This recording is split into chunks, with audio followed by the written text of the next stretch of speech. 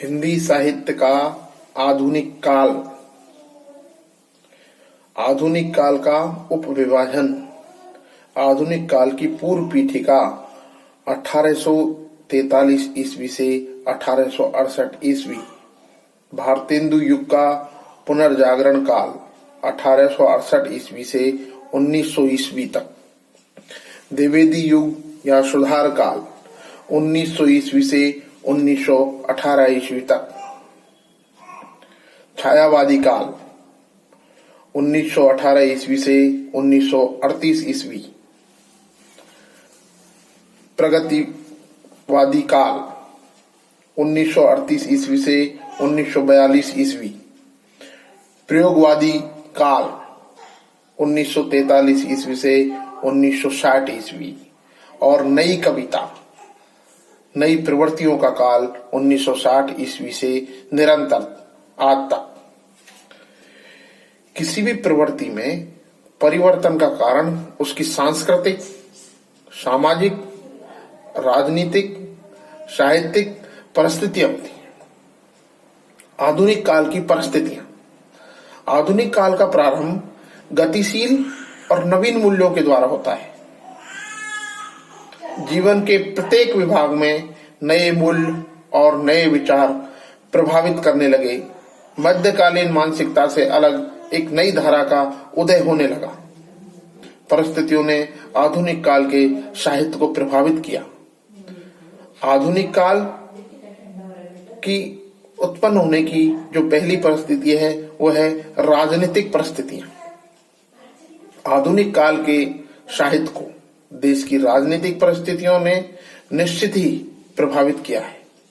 सन 1857 ईस्वी के प्रथम भारतीय स्वतंत्रता संग्राम की विफलता के बाद ईस्ट इंडिया कंपनी का शासन यहाँ समाप्त हुआ और सारा भारत ब्रिटिश साम्राज्य के अंतर्गत आ गया।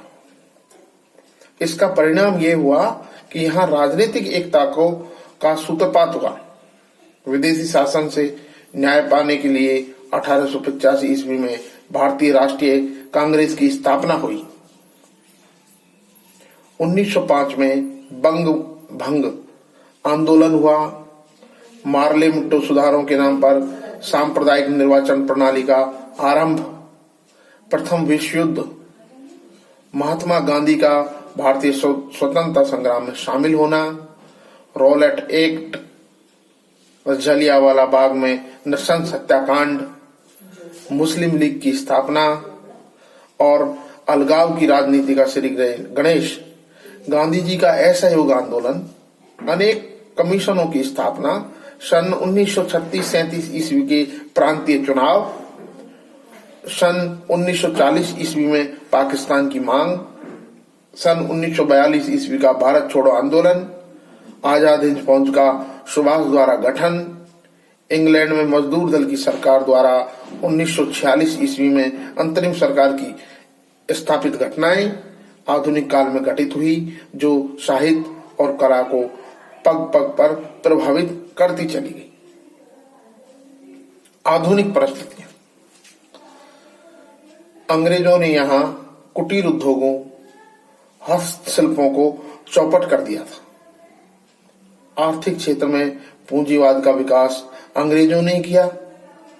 जमीन से मालगुजारी लेने के लोभ में अंग्रेजों की व्यापारिक शोषण प्रवृत्ति का परिचय इस प्रकार आधुनिक भारत के कवियों ने दिया।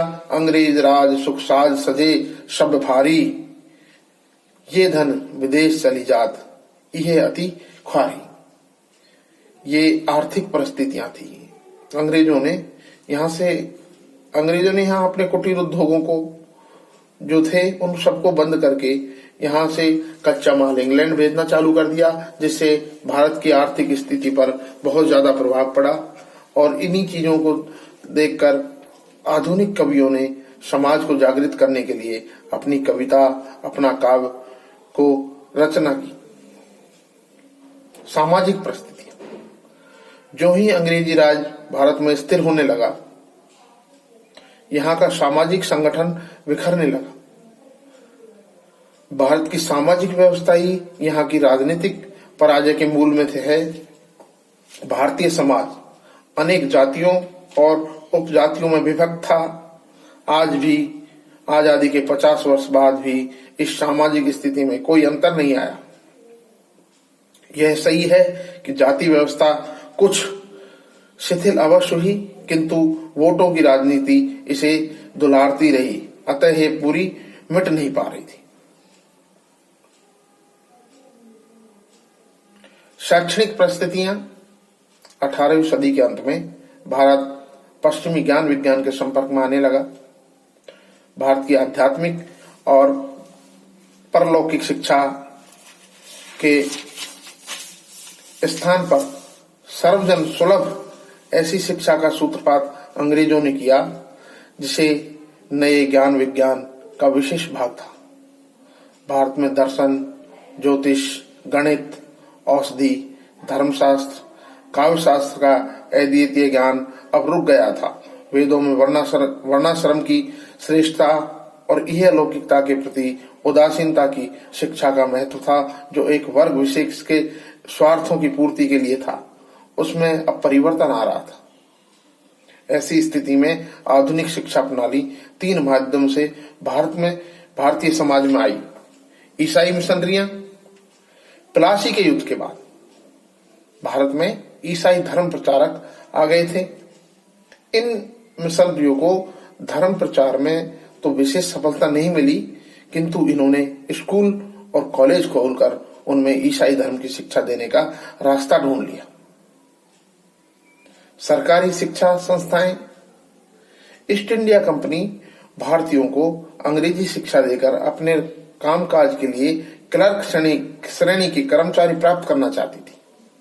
इसलिए सन 1780 ईस्वी के मुसलमानों के लिए कलकत्ता मदरसा तथा 1791 में बनारस संस्कृत कॉलेज की स्थापना की।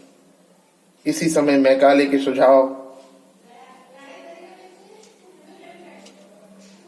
पर भारतीय स्कूलों, कॉलेजों और मदरसों में अंग्रेजी भाषा को माध्यम बनाया गया।